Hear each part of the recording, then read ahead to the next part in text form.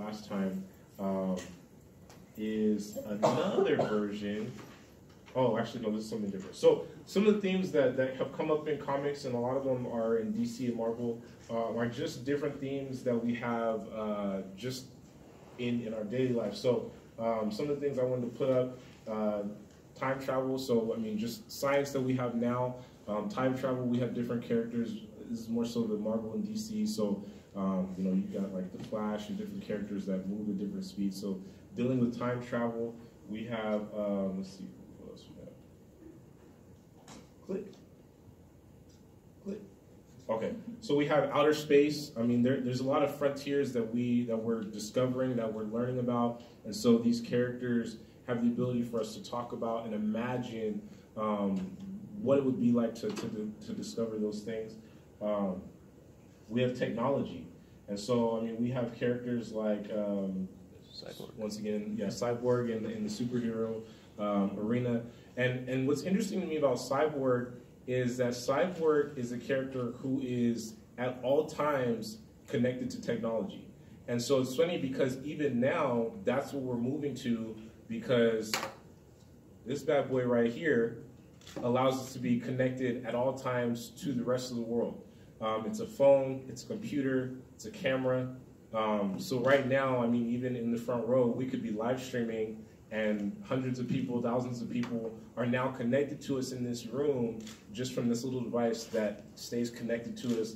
We don't even go to sleep. I mean, this is our alarm even. You wake up and you're like, I'm on the phone, right? So Cyborg is an interesting character because I mean, it's us actually. This is what we're moving towards. But the technology is supposed to help us. Can it be, you know, harmful for us? Yes, it's possible. But even this picture, I thought it was so interesting how part of the brain is organic and human. Part of it is now also technology.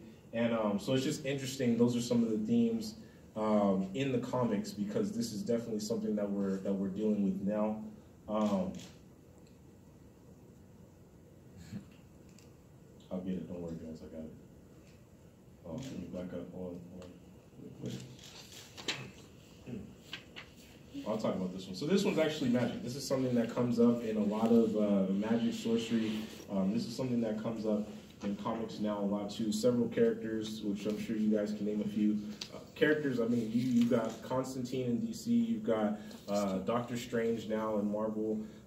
That's making his way to the light. A lot of these characters, I mean, and a lot of these things go back even to the 60s when a lot of these comics were first being created. But now, for those of us that, you know, like myself, like Melina, that weren't aware of a lot of these characters, a lot of these comics, now because they're coming forward, because, you know, the world is changing, and a lot of what we're interested in is allowing them to be like, okay, this is actually a character who fulfills a need.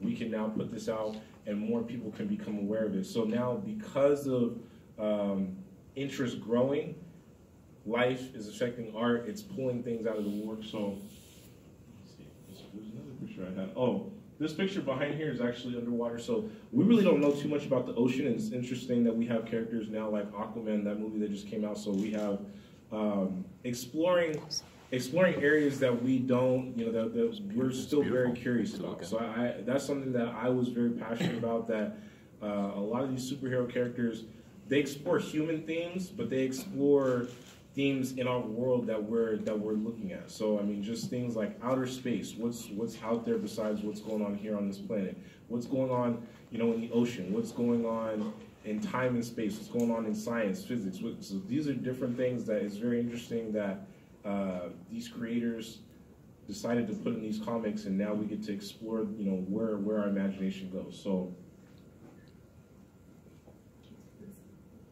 oh, and then even mythology, and that's a very big one. A lot of characters just based on mythology. Wonder Woman, obviously, but I mean, Marvel has like Hercules and a bunch of characters that are based in mythology. I mean, you got Zeus and some of them, Thor. Shazam. You got Shazam. So a lot of these characters who are now making their way into the movies, they're making their way into more popular platforms. So that's definitely something that we wanted to explore. The other art form, this is what I wanted to go into. The other art form is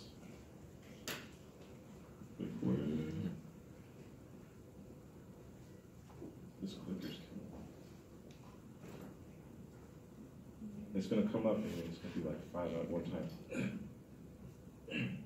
Okay, yeah. So I want to talk about anime because this is something that we didn't discuss last time, but obviously the manga, the Japanese comics, very popular all over the world, but Dragon Ball Z, Dragon Ball Super, this is obviously one of the very big, very popular comics and characters that's out there, and so, Japan. Yeah, Japan, even here. And what I wanted to go over, it's interesting because Japanese manga, they cover so many different topics. And so obviously this is more of a martial arts kind of fighting genre, but they also have okay.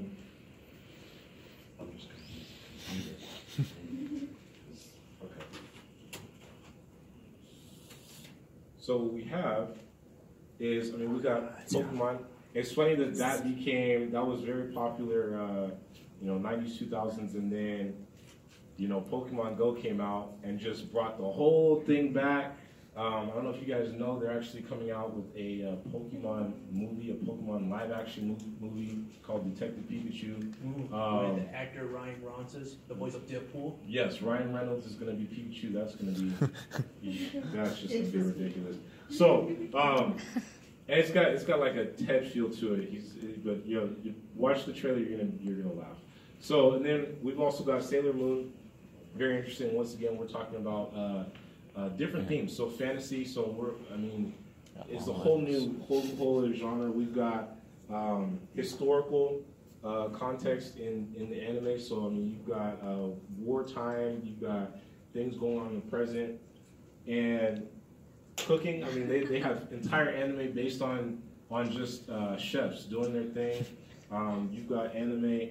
Oh, sorry, no, let's not do that. There's anime on different things. I mean, there's anime based on around basketball, around volleyball, around baseball. A lot of these very popular sports, they have anime literally just around that sport, and then you're just following these characters as they're coming into age. And what's interesting too is I just read this recently. Disney had a lot of effect on the appearance of anime characters. The way their eyes and their heads are drawn is actually based on Disney characters, and they wanted big eyes because they wanted to be able to have their characters be very expressive in their facial expressions. And it's interesting that Disney found this way. A lot of the characters they created, anime and manga, they were very influenced by early Disney characters and stories, and so they followed their animation on that, and then it evolved. And so this is what we have now. So even outside of our country, the comics and things that we enjoy have been affected by just life events. So I wanted to I enjoy the fact that I'm missing Javier because his art is the same exact thing as Melina's. Hispanic background, very his most popular character, which Cesar mentioned earlier, I believe, Muerto. And you probably know the story a little better, so if you can explain. Well, I think that you're talking about all the different themes, and I think Javier is one of the rare stories that we have out there that actually touch upon like Aztec mythology. He talks, his character Muerto has to do with, the afterlife, not just what's happening, here and now. So you guys will get to meet him later and kind of explore his book, but it's great to have his kind of work out there, and obviously we have more of a need. There are so many indigenous communities within the Latin American history, not just the Aztecs and the Mayans, but so many others. So there's still such a great need for representation of all of our cultures, not just Mexican culture either, like Central American communities. And you don't always see them in the mainstream media, but there are a lot of really great independent creators I know a few that I can think of in the zine communities. If you guys aren't familiar with zines, that has a lot to do with like independent publishing and do-it-yourself comics. But I know one, Brianna Nunez, who writes a lot about her experience as growing up as an Afro-Latina with a Central American background. And those are great stories, like, you know, for us to be able to connect with and also just share with the world, you know, that we're here, that our stories are valid, what our family histories are, what our, you know, histories from our countries are. And so we either tell them like in very real ways, like Brianna does, or using magical realism, or using, you know, some of these other things to kind of bring those things to life. Sort of like Black Panther, you know, did for the African American community, but there's still like so many more stories that can be told aside from Black Panther, aside from El Muerto. So there's room for you guys to share your stories with us also.